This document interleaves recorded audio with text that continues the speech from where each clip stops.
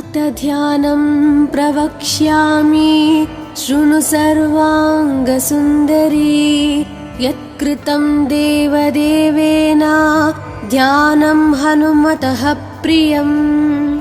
पञ्चवक्त्रं महाभीमं त्रिपञ्चनयनैर्युतं बाहुभिर्दशभिर्युक्तं सर्वकामार्थसिद्धिदम्। पूर्वं तु वानरं वक्त्रं कोटिसूर्यसमप्रभं दंष्ट्राकरालवदनं भ्रुकुटीकुटिलेक्षणम्। अस्यैव दक्षिणं वक्त्रं नारसिंहं महाद्भुतम् अत्युग्रतेजवपुषं भीषणं भयनाशनम्। पश्चिमं गारुडं वक्त्रं वक्रतुण्डं महाबलं सर्वनागाप्रशमनं विषभूतादिकृन्तनम्।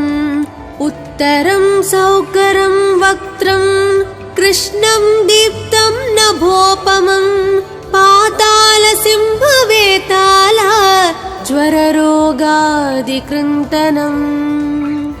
ऊर्ध्वं हयाननं घोरं दानवान्तकरं परम् येन वक्त्रेण विप्रेन्द्र तारकख्यं महासुरम्।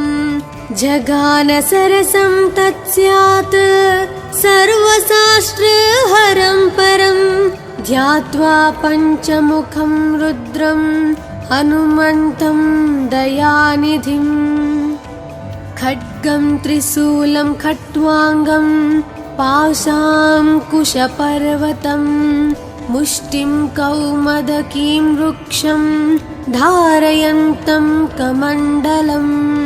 बिन्दिपालं ज्ञानमुद्रां दशाभिमुनिपुङ्गवम् एतानि युधजालानि धारयन्तं भजाम्यहम्।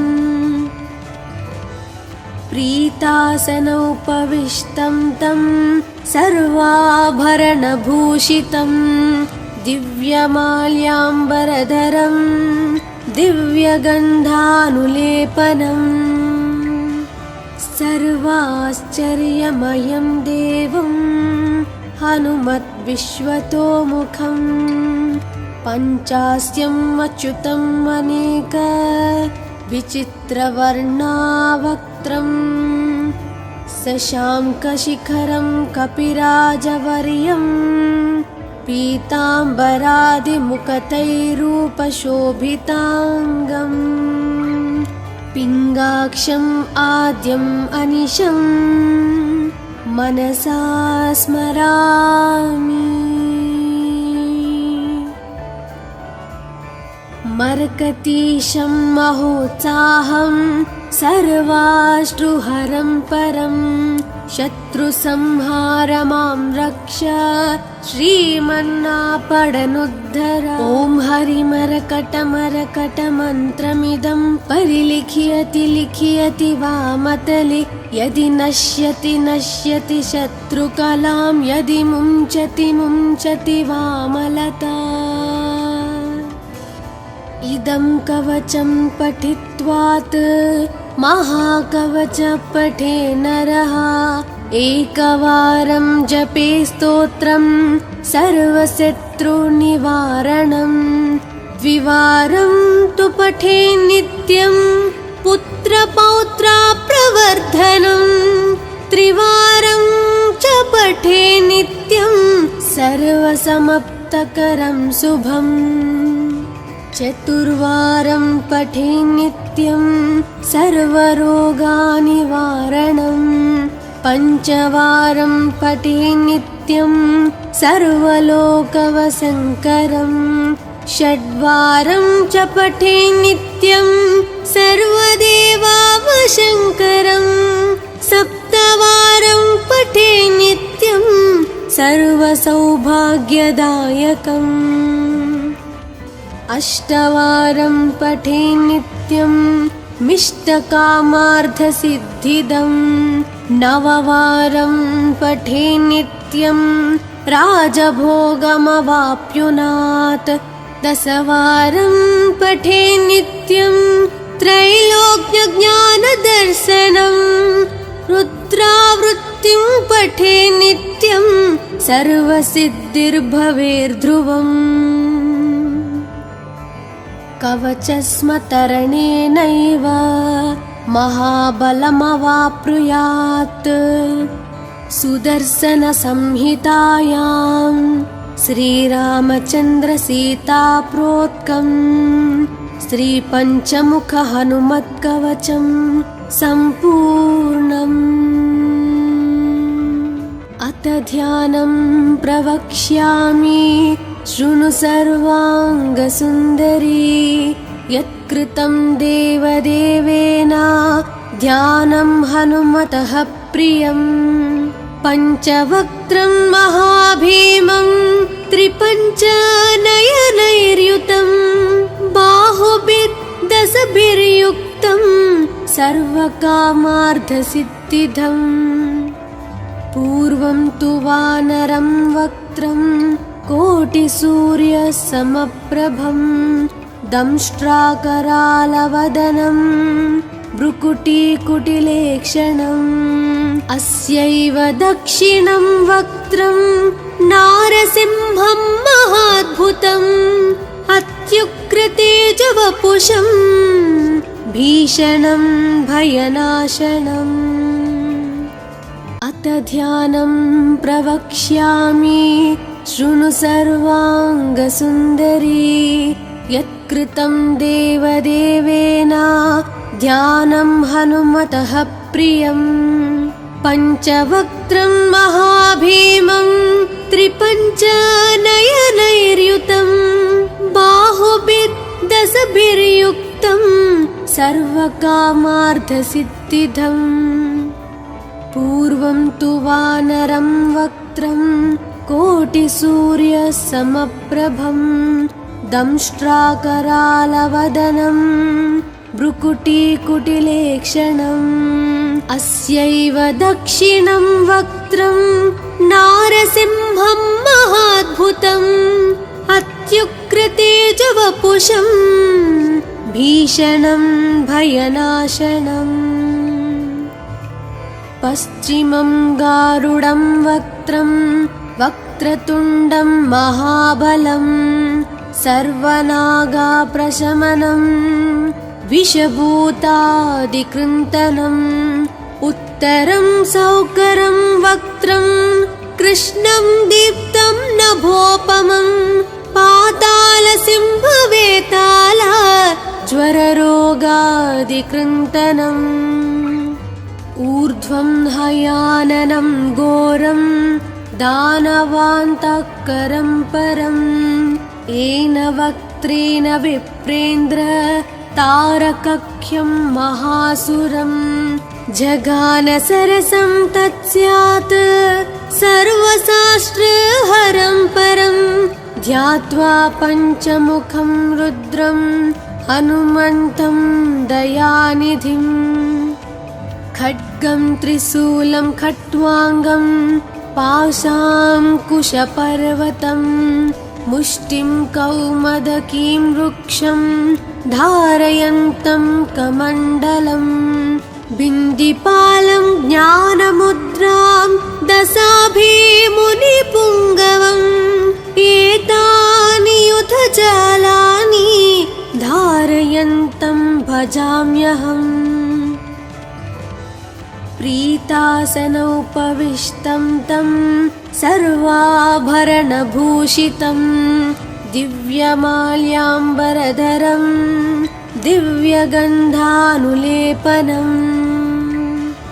सर्वाश्चर्यमयं देवं हनुमद्विश्वतोमुखं पञ्चास्यम् अच्युतम् अनेक विचित्रवर्णावक्त्रं शशाङ्कशिखरं कपिराजवर्यं पीताम्बरादिमुखतैरूपशोभिताङ्गम् पिङ्गाक्षम् आद्यम् अनिशं मनसा स्मरामि। मर्कतीशं महोत्साहं सर्वाश्रुहरं परं शत्रुसंहार मां रक्ष श्रीमन्नापडनुद्धर। ॐ हरिमरकटमरकटमन्त्रमिदं परिलिख्यति लिख्यति वामतले यदि नश्यति नश्यति शत्रुकलां यदि मुञ्चति मुञ्चति वामलता। इदं कवचं पठित्वात् महाकवच पठे नरः एकवारं जपे स्तोत्रं सर्वशत्रुनिवारणं। द्विवारं तु पठे नित्यं पुत्रपौत्राप्रवर्धनं। त्रिवारं च पठे नित्यं सर्वसमाप्तकरं शुभम्। चतुर्वारं पठे नित्यं सर्वरोगनिवारणं। पञ्चवारं पठे नित्यं सर्वलोकवशङ्करं। षड्वारं च पठे नित्यं सर्वदेवावशङ्करं। सप्तवारं पठे नित्यं सर्वसौभाग्यदायकम्। अष्टवारं पठे नित्यं मिष्टकामार्थसिद्धिदं। नववारं पठे नित्यं राजभोगमवाप्नुयात्। दशवारं पठे नित्यं त्रैलोक्यज्ञानदर्शनं। रुद्रावृत्तिं पठे नित्यं सर्वसिद्धिर्भवेर्ध्रुवम्। कवचस्मतरणेनैव महाबलमवाप्नुयात्। सुदर्शनसंहितायां श्रीरामचन्द्रसीताप्रोक्तं श्रीपञ्चमुखहनुमत्कवचं सम्पूर्णम्। अथ ध्यानं प्रवक्ष्यामि शृणु सर्वाङ्गसुन्दरी। यत्कृतं देवदेवेन ध्यानं हनुमतः प्रियं। पञ्चवक्त्रं महाभीमं त्रिपञ्चनयनैर्युतं। बाहुभिर्दशभिर्युक्तं सर्वकामार्थसिद्धिदम्। पूर्वं तु वानरं वक्त्रं कोटिसूर्यसमप्रभं। दंष्ट्राकरालवदनं भ्रुकुटीकुटिलेक्षणम्। अस्यैव दक्षिणं वक्त्रं नारसिंहं महाद्भुतम्। अत्युग्रतेजवपुषं भीषणं भयनाशनम्। अथ ध्यानं प्रवक्ष्यामि शृणु सर्वाङ्गसुन्दरी। यत्कृतं देवदेवेन ध्यानं हनुमतः प्रियं। पञ्चवक्त्रं महाभीमं त्रिपञ्चनयनैर्युतं। बाहुभिर्दशभिर्युक्तं सर्वकामार्थसिद्धिदम्। पूर्वं तु वानरं वक्त्रं कोटिसूर्यसमप्रभं। दंष्ट्राकरालवदनं भ्रुकुटीकुटिलेक्षणम्। अस्यैव दक्षिणं वक्त्रं नारसिंहं महाद्भुतम्। अत्युग्रतेजवपुषं भीषणं भयनाशनम्। पश्चिमं गारुडं वक्त्रं वक्रतुण्डं महाबलं। सर्वनागाप्रशमनं विषभूतादिकृन्तनम्। उत्तरं सौकरं वक्त्रं कृष्णं दीप्तं नभोपमं। पातालसिंहवेताल स्वररोगादिकृन्तनम् ऊर्ध्वं हयाननं घोरं दानवान्तःकरं परम् येन वक्त्रेण विप्रेन्द्र तारकख्यं महासुरम् जगान सरसं तत्स्यात् सर्वशास्त्रहरं परं ध्यात्वा पञ्चमुखं रुद्रं हनुमन्तं दयानिधिम् खड्गं त्रिशूलं खट्वाङ्गं पाशाङ्कुशपर्वतं मुष्टिं कौमदकीं वृक्षं धारयन्तं कमण्डलम् बिन्दिपालं ज्ञानमुद्रां दशाभिमुनिपुङ्गवम् एतानि युधजालानि धारयन्तं भजाम्यहम् प्रीतासनोपविष्टं तं सर्वाभरणभूषितं दिव्यमाल्याम्बरधरं दिव्यगन्धानुलेपनम् सर्वाश्चर्यमयं देवं हनुमद्विश्वतोमुखं पञ्चास्यम् अच्युतम् अनेक विचित्रवर्णावक्त्रं शशाङ्कशिखरं कपिराजवर्यं पीताम्बरादिमुखतैरूपशोभिताङ्गम् पिङ्गाक्षम् आद्यम् अनिशं मनसा स्मरामि मर्कतीशं महोत्साहं सर्वाश्रुहरं परं शत्रुसंहार मां रक्ष श्रीमन्नापडनुद्धर ॐ हरिमरकटमरकटमन्त्रमिदं परिलिख्यति लिख्यति वामतले यदि नश्यति नश्यति शत्रुकलां यदि मुञ्चति मुञ्चति वामलता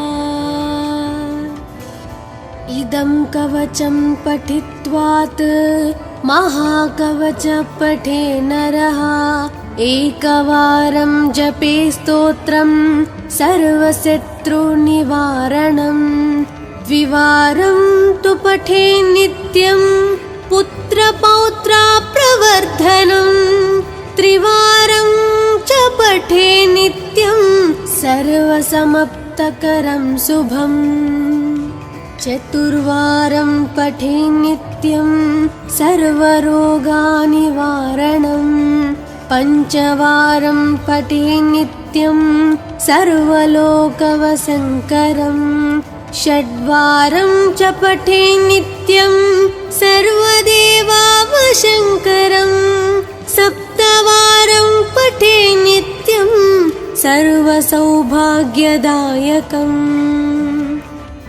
अष्टवारं पठे नित्यं मिष्टकामार्थसिद्धिदम् नववारं पठे नित्यं राजभोगमवाप्नुयात् दशवारं पठे नित्यं त्रैलोक्यज्ञानदर्शनम् रुद्रावृत्तिं पठे नित्यं सर्वसिद्धिर्भवेर्ध्रुवम् कवचस्मतरणेनैव महाबलमवाप्नुयात् सुदर्शनसंहितायां श्रीरामचन्द्रसीताप्रोक्तं श्रीपञ्चमुखहनुमत्कवचं सम्पूर्णम् अथ ध्यानं प्रवक्ष्यामि शृणु सर्वाङ्गसुन्दरी यत्कृतं देवदेवेन ध्यानं हनुमतः प्रियम् पञ्चवक्त्रं महाभीमं त्रिपञ्चनयनैर्युतं बाहुभिर्दशभिर्युक्तं सर्वकामार्थसिद्धिदम् पूर्वं तु वानरं वक्त्रं कोटिसूर्यसमप्रभं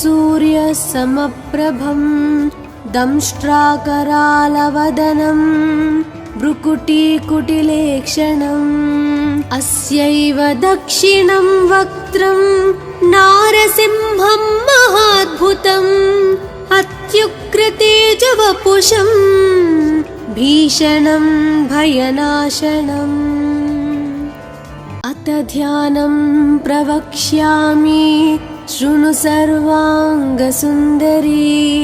यत्कृतं देवदेवेन ध्यानं हनुमतः प्रियं पञ्चवक्त्रं महाभीमं त्रिपञ्चनयनैर्युतं बाहुभिर्दशभिर्युक्तं सर्वकामार्थसिद्धिदम् पूर्वं तु वानरं वक्त्रं कोटिसूर्यसमप्रभं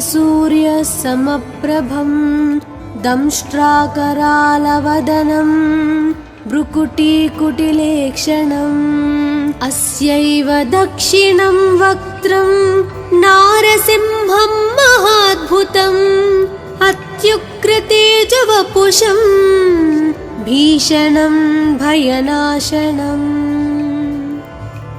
पश्चिमं गारुडं वक्त्रं वक्रतुण्डं महाबलं सर्वनागाप्रशमनं विषभूतादिकृन्तनम् उत्तरं सौकरं वक्त्रं कृष्णं दीप्तं नभोपमं पातालसिंहवेताल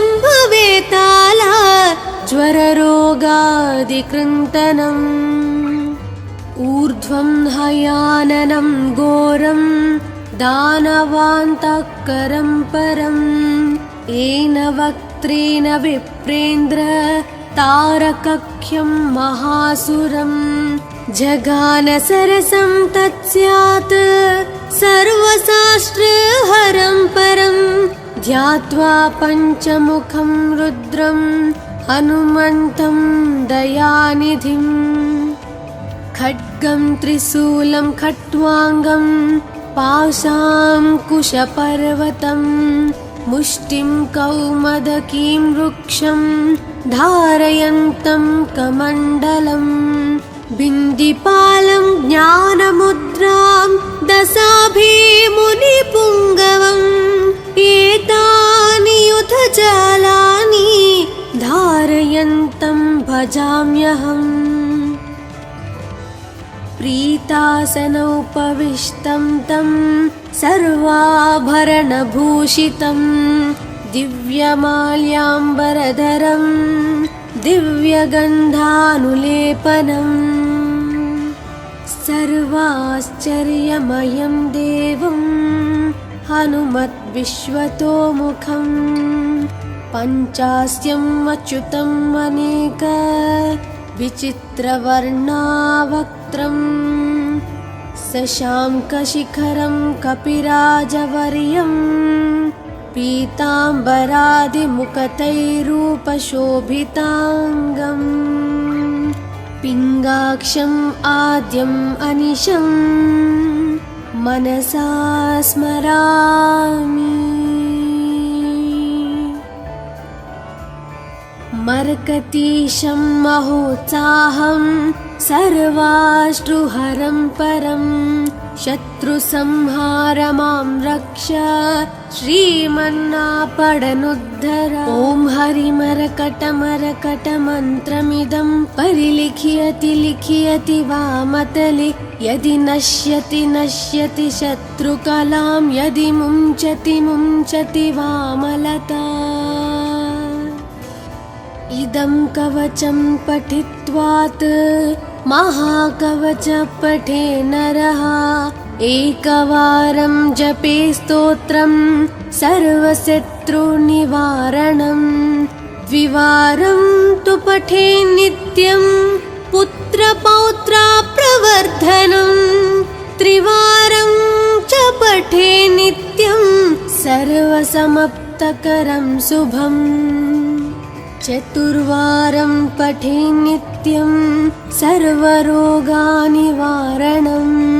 पञ्चवारं पठे नित्यं सर्वलोकवशङ्करं षड्वारं च पठे नित्यं सर्वदेवावशङ्करं सप्तवारं पठे नित्यं सर्वसौभाग्यदायकम्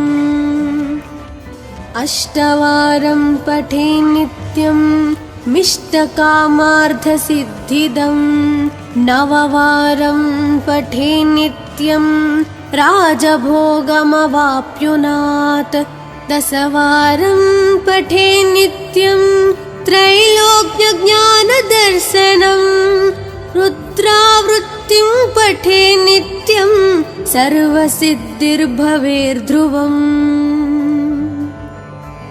कवचस्मतरणेनैव महाबलमवाप्नुयात् सुदर्शनसंहितायां श्रीरामचन्द्रसीताप्रोक्तं श्रीपञ्चमुखहनुमत्कवचं सम्पूर्णम्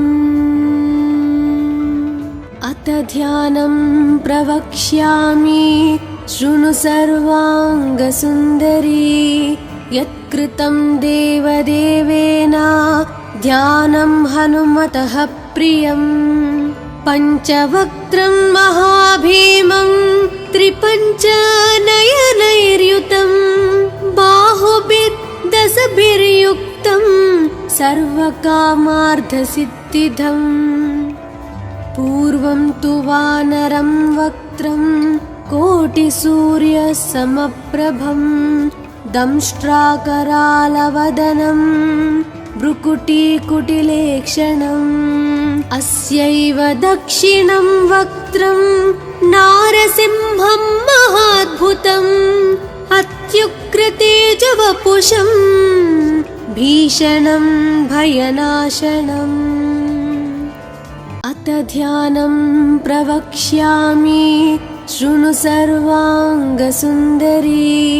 यत्कृतं देवदेवेन ध्यानं हनुमतः प्रियम् पञ्चवक्त्रं महाभीमं त्रिपञ्चनयनैर्युतं बाहुभिर्दशभिर्युक्तं सर्वकामार्थसिद्धिदम् पूर्वं तु वानरं वक्त्रं कोटिसूर्यसमप्रभं दंष्ट्राकरालवदनं भ्रुकुटीकुटिलेक्षणम् अस्यैव दक्षिणं वक्त्रं नारसिंहं महाद्भुतम् अत्युग्रतेजवपुषं भीषणं भयनाशनम् पश्चिमं गारुडं वक्त्रं वक्रतुण्डं महाबलं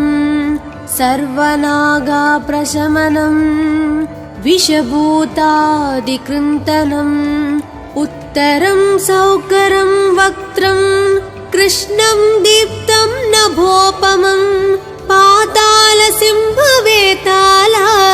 ज्वररोगादिकृन्तनम् ऊर्ध्वं हयाननं घोरं दानवान्तकरं परं येन वक्त्रेण विप्रेन्द्र तारकख्यं महासुरं जगानसरसं तत्स्यात् सर्वशास्त्रहरं परं ध्यात्वा पञ्चमुखं रुद्रं हनुमन्तं दयानिधिम् खड्गं त्रिशूलं खट्वाङ्गं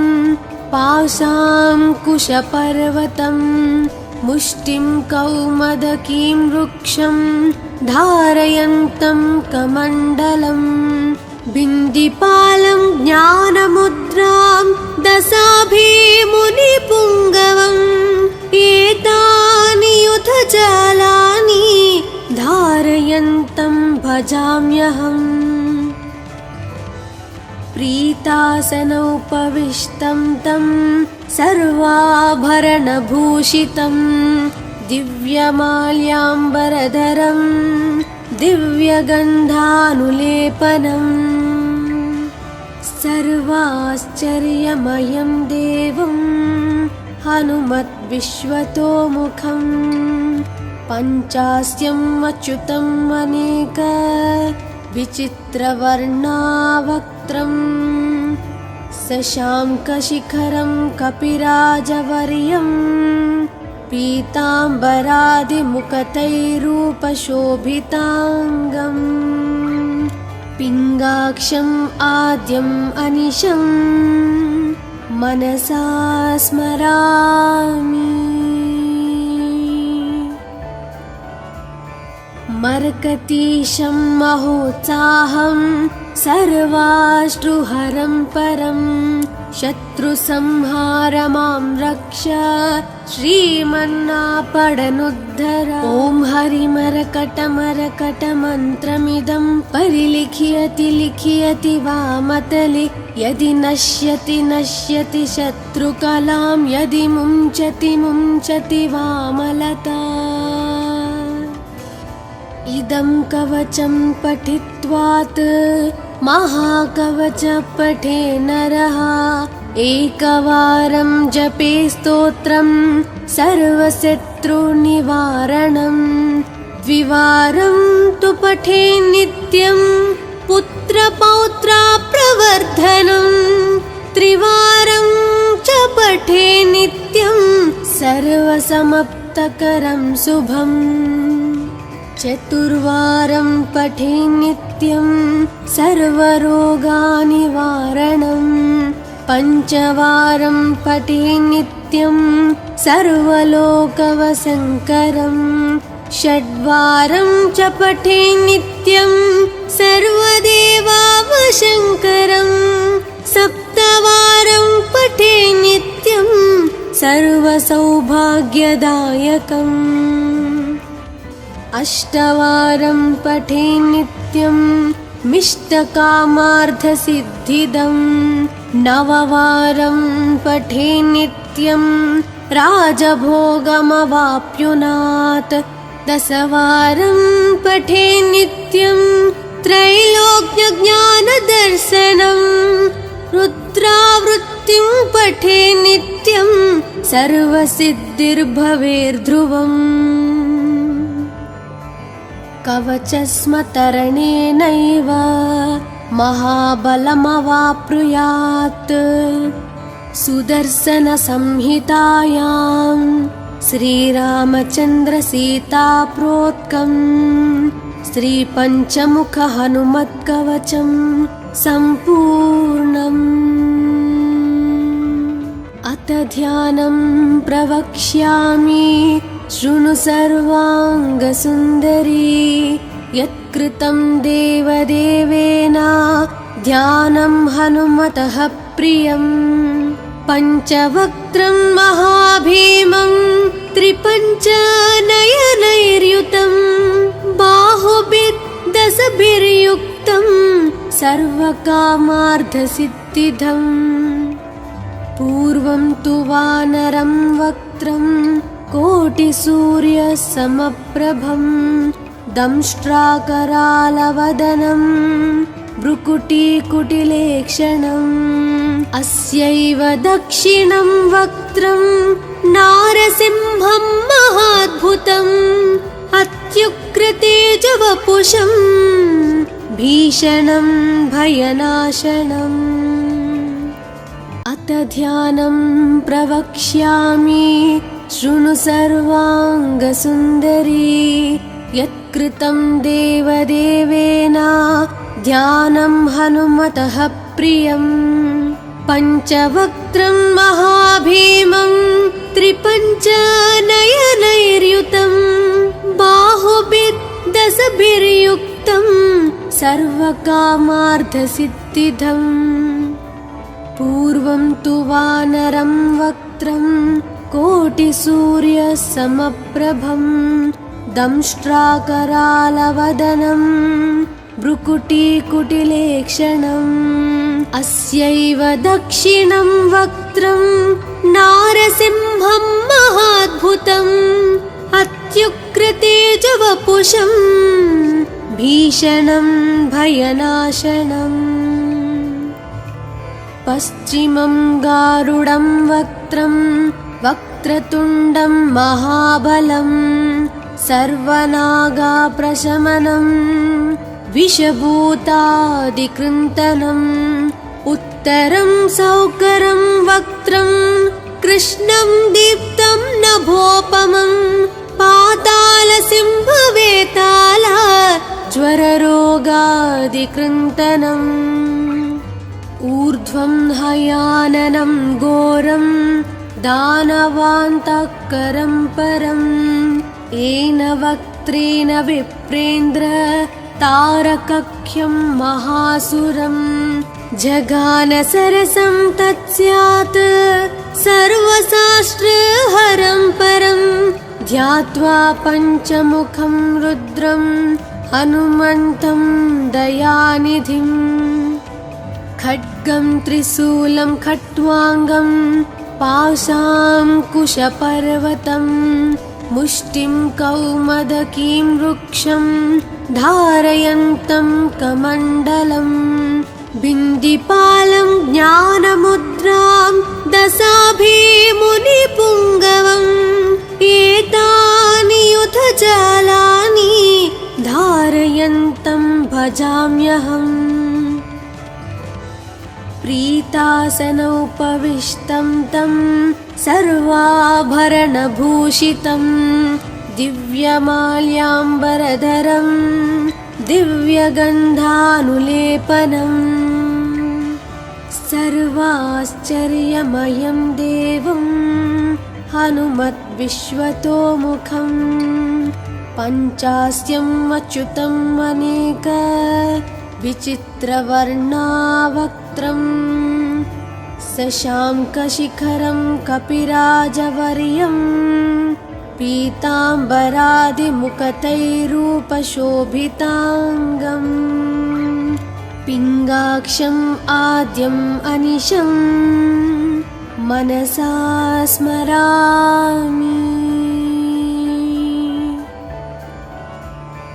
मर्कतीशं महोत्साहं सर्वाश्रुहरं परं शत्रुसंहारमां रक्ष श्रीमन्नापडनुद्धर ॐ हरिमरकटमरकटमन्त्रमिदं परिलिख्यति लिख्यति वामतले यदि नश्यति नश्यति शत्रुकलां यदि मुञ्चति मुञ्चति वामलता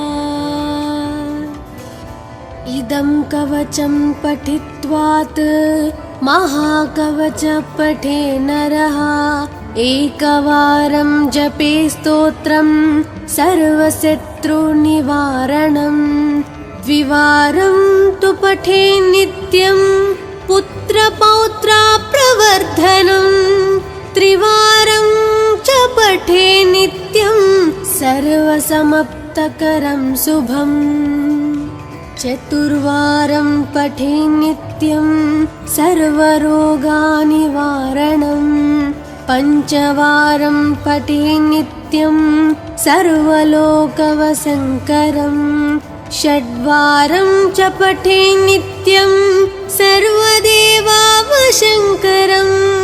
सप्तवारं पठे नित्यं सर्वसौभाग्यदायकम् अष्टवारं पठे नित्यं मिष्टकामार्थसिद्धिदं नववारं पठे नित्यं राजभोगमवाप्नुयात् दशवारं पठे नित्यं त्रैलोक्यज्ञानदर्शनं रुद्रावृत्तिं पठे नित्यं सर्वसिद्धिर्भवेर्ध्रुवम् कवचस्मतरणेनैव महाबलमवाप्नुयात्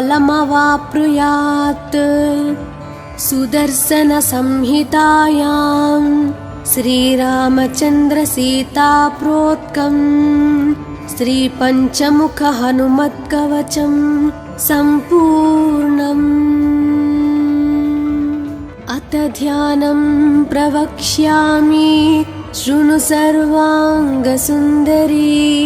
यत्कृतं देवदेवेन ध्यानं हनुमतः प्रियम् पञ्चवक्त्रं महाभीमं त्रिपञ्चनयनैर्युतं बाहुभिर्दशभिर्युक्तं सर्वकामार्थसिद्धिदम् पूर्वं तु वानरं वक्त्रं कोटिसूर्यसमप्रभं दंष्ट्राकरालवदनं भ्रुकुटीकुटिलेक्षणम् अस्यैव दक्षिणं वक्त्रं नारसिंहं महाद्भुतम् अत्युग्रतेजवपुषं भीषणं भयनाशनम् अथ ध्यानं प्रवक्ष्यामि शृणु सर्वाङ्गसुन्दरी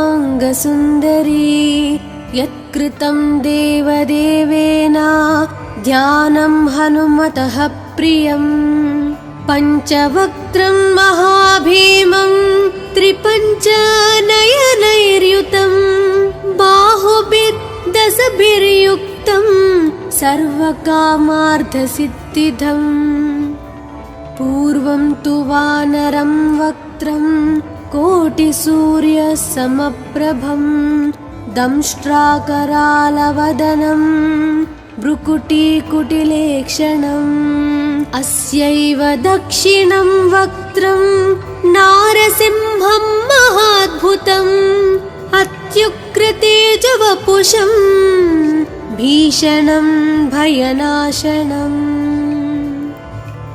पश्चिमं गारुडं वक्त्रं वक्रतुण्डं महाबलं सर्वनागाप्रशमनं विषभूतादिकृन्तनम् उत्तरं सौकरं वक्त्रं कृष्णं दीप्तं नभोपमं पातालसिंहवेताला ज्वररोगादिकृन्तनम् ऊर्ध्वं हयाननं घोरं दानवान्तःकरं परम् येन वक्त्रेण विप्रेन्द्र तारकख्यं महासुरं जगानसरसं तत्स्यात् सर्वशास्त्रहरं परं ध्यात्वा पञ्चमुखं रुद्रं हनुमन्तं दयानिधिम् खड्गं त्रिशूलं खट्वाङ्गं पाशाङ्कुशपर्वतं मुष्टिं कौमदकीं वृक्षं धारयन्तं कमण्डलं बिन्दिपालं ज्ञानमुद्रां दशाभिमुनिपुङ्गवम् एतानि युधजालानि धारयन्तं भजाम्यहम् प्रीतासनोपविष्टं तं सर्वाभरणभूषितं दिव्यमाल्याम्बरधरं दिव्यगन्धानुलेपनम् सर्वाश्चर्यमयं देवं हनुमद्विश्वतोमुखं पञ्चास्यम् अच्युतम् अनेक विचित्रवर्णावक्त्रं शशाङ्कशिखरं कपिराजवर्यं पीताम्बरादिमुखतैरूपशोभिताङ्गम् पिङ्गाक्षम् आद्यम् अनिशं मनसा स्मरामि मर्कतीशं महोत्साहं सर्वाश्रुहरं परं शत्रुसंहारमां रक्ष श्रीमन्नापडनुद्धर ॐ हरिमरकटमरकटमन्त्रमिदं परिलिख्यति लिख्यति वामतले यदि नश्यति नश्यति शत्रुकलां यदि मुञ्चति मुञ्चति वामलता इदं कवचं पठित्वात् महाकवच पठे नरः एकवारं जपे स्तोत्रं सर्वशत्रुनिवारणं द्विवारं तु पठे नित्यं पुत्रपौत्राप्रवर्धनं त्रिवारं च पठे नित्यं सर्वसमप्तकरं शुभम् चतुर्वारं पठे नित्यं सर्वरोगानिवारणम् पञ्चवारं पठे नित्यं सर्वलोकवशङ्करम् षड्वारं च पठे नित्यं सर्वदेवावशङ्करम् सप्तवारं पठे नित्यं सर्वसौभाग्यदायकम् अष्टवारं पठे नित्यं मिष्टकामार्थसिद्धिदम् नववारं पठे नित्यं राजभोगमवाप्नुयात् दशवारं पठे नित्यं त्रैलोक्यज्ञानदर्शनम् रुद्रावृत्तिं पठे नित्यं सर्वसिद्धिर्भवेर्ध्रुवम् कवचस्मतरणेनैव महाबलमवाप्नुयात् सुदर्शनसंहितायां श्रीरामचन्द्रसीताप्रोक्तं श्रीपञ्चमुखहनुमत्कवचं सम्पूर्णम्